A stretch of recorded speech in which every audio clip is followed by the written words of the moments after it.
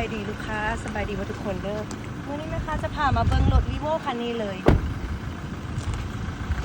ตัวนี้แมนผลิตปี2022เนาะแต่ว่านำไซส์แท้ๆแมน2023 2024รถ5กันมาใหม่ๆเลยตัวนี้เนาะตัวนี้ไม้งามแหง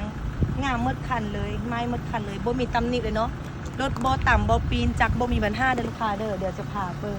ฮอบคันทางในและทางนอกเนาะลูกค้าเนาะเลยเดินจากทางหน้าโอเคเนาะบนทางหน้านี่เนาะเป็นเกียร์ออโต้ได้ลูกค้านี่เป็นเกียร์ออโต้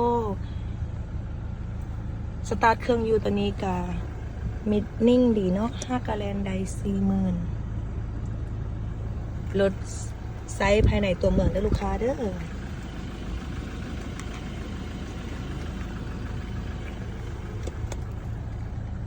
เป็นรถยายผวง